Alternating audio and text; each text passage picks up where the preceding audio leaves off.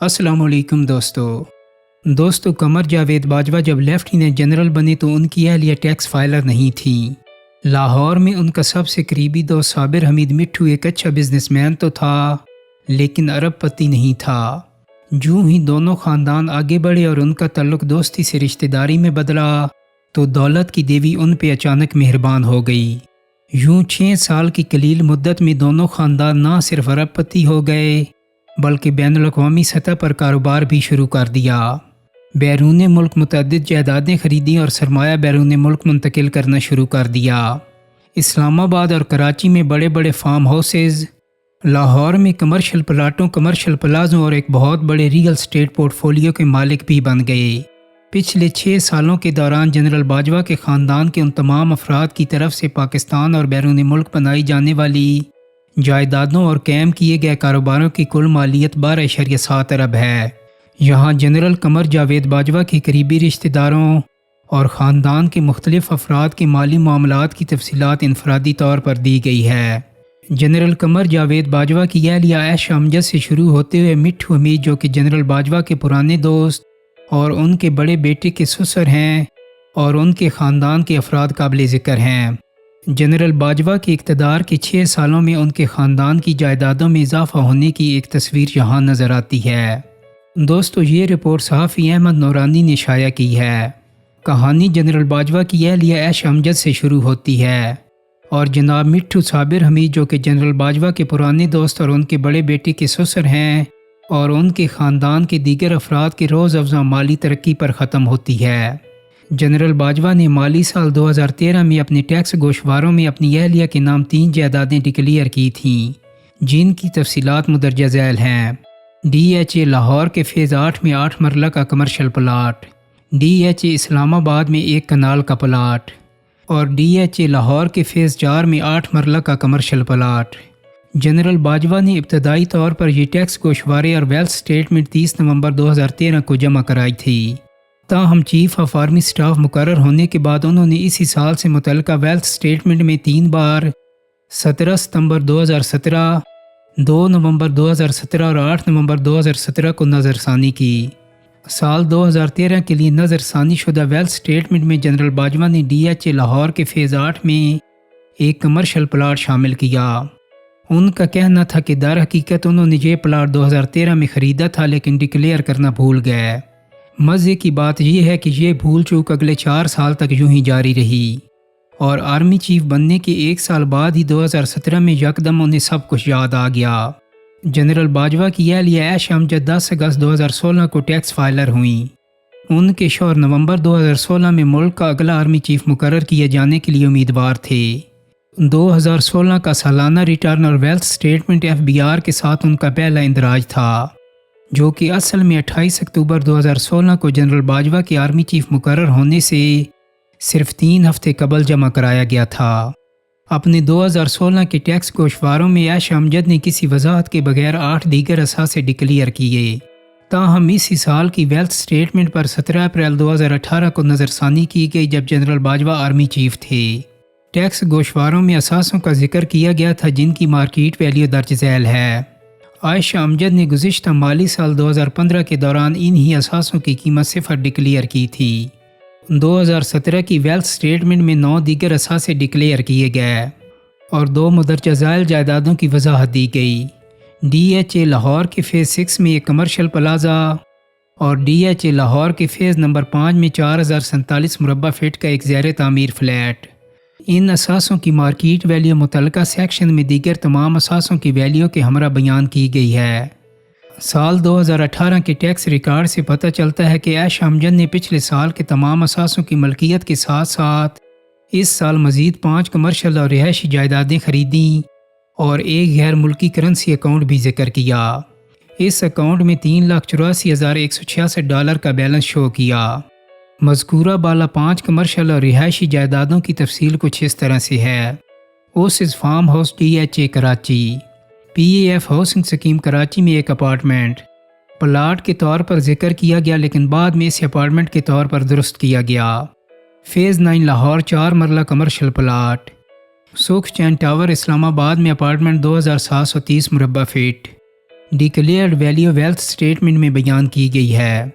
ان اثاثوں کی کم از کم market value آخر میں ملاحظہ کی جا سکتی ہے۔ اگلے سال 2019 کے ٹیکس گوشواروں سے یہ بات سامنے آتی ہے کہ تمام جائیدادیں اسی طرح برقرار رہیں، ماں سوائے ایک کے۔ اس کے علاوہ ایک نئی جائیداد بھی ڈکلیئر کی گئی۔ عائشہ امجد نے اس سال ایک جائیداد بیچی اور اس کا سرمایہ 4 کروڑ 30 لاکھ روپے تھا۔ انہوں نے فوری طور پر تمام پاکستانی روپیوں کو امریکی ڈالر میں تبدیل کیا۔ یاد رہے کہ ان دنوں پاکستانی کرنسی کی قدر تیزی سے گر رہی تھی۔ یہ رقم غیر ملکی کرنسی اکاؤنٹ میں 6,56,000 امریکی ڈالر تک پہنچ گئی۔ دوسرے بینک اکاؤنٹس میں نقد رقم اور پرائز بانڈز لاکھوں میں تھے اور انہیں گوشواروں سے تصدیق کیا جا سکتا ہے۔ اس سال مندرجہ ذیل جائیدادیں خریدی گئیں۔ ڈی ایچ اے لاہور کے فیز 4 میں commercial plaza, D H A Lahore کے فیز 6 میں کوئی دیگر اثاثہ کے اندراج کی نشاندہی 8 مرلہ کمرشل پلازا کے طور پر کی گئی۔ ڈی ایچ اے لاہور میں 500 گز کا پلاٹ جس کی مزید کوئی تفصیل نہیں بیان کی گئی۔ 2020 میں عائشہ امجد کی پچھلی تمام جائیدادیں اسی طرح برقرار رہیں، لیکن اس کے ساتھ ساتھ گلبرگ گرینز اسلام آباد میں 2 بڑے فارم ہاؤس خریدے گئے۔ فارن کرنسی اکاؤنٹ میں بیلنس 4,78,157 ڈالر۔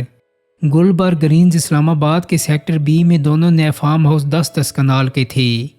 عائشہ نے ڈکلیئر کیا کہ اس نے ایک فارم ہاؤس 5 کروڑ روپے میں خریدا، تاہم گلبرگ گرینز کے سیکٹر بی میں ایک 10 کنال فارم ہاؤس کی کم از کم قیمت 15 کروڑ روپے تھی، لہٰذا 2 فارم ہاؤسز کی قیمت کم از کم 30 کروڑ روپے ہوگی۔ ان فارم ہاؤسز میں سے ایک گلی 9 کے سنگم پر ایک کارنر پلاٹ تھا۔ یہ دونوں فارم ہاؤس ملحقہ ہے اور گلبرگ گرینز کی اہم ترین جگہ پر 20 کنال پر مشتمل یہ خاصی قیمتی پراپرٹی ہے، لہٰذا یہ بیان واضح طور پر ایک بہت بڑی غلط بیانی کے زمرے میں آتا ہے۔ عائشہ امجد کی اپنے شوہر کے آرمی چیف کے طور پر 6 سالہ دورانیہ میں حاصل کردہ اثاثوں کی مارکیٹ ویلیو مندرجہ ذیل ہے۔ 160 ملین سے زیادہ کیش، بانڈز، زیورات، بینک اکاؤنٹس میں رقم اور غیر ملکی کرنسی شامل ہے۔ ان کی کل مالیت 2,224 ملین روپے ہے۔ اس میں رہائشی اور کمرشل پلاٹس اور راولپنڈی میں ایک بڑی نجی رہائش شامل نہیں، جو جنرل باجوہ کو بطور آرمی جنرل اور COS کی حیثیت سے دی گئی۔ 2016 میں 0 سے 2.2 بلین روپے تک کا یہ سفر صرف 6 سالوں کے مختصر عرصہ پہ محیط ہے۔ یاد رہے کہ اس میں رہائشی پلاٹ، کمرشل پلاٹ اور فوج کی طرف سے اپنے شوہر کو دیے گئے مکانات وغیرہ شامل نہیں ہیں۔ اور دوستو، اب سنیے ایک نوجوان پاکستانی لڑکی کی ارب پتی ہونے کی لازوال داستان۔ اکتوبر 2018 کے آخری ہفتہ میں ایک نوجوان لڑکی کے ڈکلیئرڈ اثاثوں کی کل مالیت 0 تھی، لیکن 2 نومبر 2018 کو اس کی شادی سے صرف 1 ہفتہ قبل یہی خاتون 1 ارب سے زیادہ اثاثوں کی مالک بن گئی۔ اگرچہ اس لڑکی ماہ نور صابر نے 2018 میں FBR کو ان جائیدادوں سے آگاہ کر دیا تھا، لیکن فائلنگ میں ان جائیدادوں کی خریداری ٹیکس سال 2014، 2015 اور 2016 میں حاصل کی گئی تھی۔ ان کو اس طرح ڈکلیئر کرنا یہ ظاہر کرنے کے لیے کیا گیا تھا کہ ہر ایک جائیداد در حقیقت نومبر 2016 سے پہلے خریدی گئی تھی۔ نومبر 2016 سے پہلے کیوں؟ یہ اس وقت واضح نہیں تھا، لیکن وقت گزرنے کے ساتھ ساتھ واضح ہوتا گیا۔ یہ سالانہ ٹیکس گوشوارے مالی سال 2017 کی ڈکلیریشنز کے ساتھ 14 ستمبر 2018 اور 23 اکتوبر 2018 کو جمع کیے گئے تھے۔ بعد ازاں سال 2018 کی ڈکلیریشن بھی 17 دسمبر 2018 کو جمع کرائے گئے۔ ماہنور کی جائیدادوں میں موضع جلکے لاہور میں 212 کنال اور 12 مرلہ زرعی اراضی فیروز پورہ روڈ کے ساتھ ڈی ایچ اے لاہور کے فیز 7 سیکٹر سی میں 4 8 مرلہ اور 3 4 مرلہ کمرشل پلاٹ شامل ہیں۔ ایک گرینڈ حیات اسلام آباد اپارٹمنٹ، موجودہ مارکیٹ ویلیو 70 ملین روپے۔ ڈی ایچ اے گجرانوالہ میں 1 کنال کے 8 پلاٹوں کی مختص رقم، موجودہ مارکیٹ ویلیو 72 ملین روپے، اور 2014 میں شامل کمپنی میں 15,000 شیئرز۔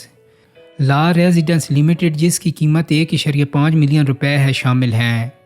ماہنور نومبر 2019 میں ایک آئل کمپنی ٹیکس پیٹرولیم پاکستان کی مینیجر بھی بن گئیں، جو اس وقت پاکستان میں ایک بیرون ملک کمپنی کے طور پر رجسٹرڈ ہے اور جس کا ہیڈ آفس دبئی میں ہے۔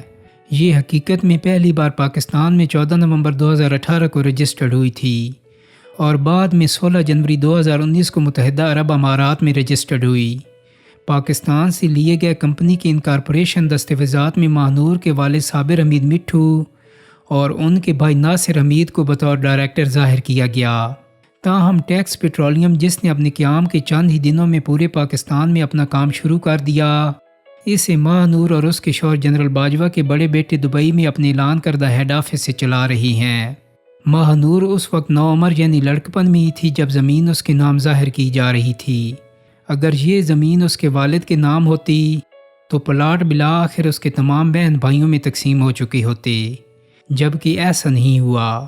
ماہ نور کے ساتھ باجوہ کی اہلیہ کے طور پر آرمی ہاؤس میں رخصتی سے 9 دن پہلے ہی پلاٹوں کا اعلان کیا گیا تھا۔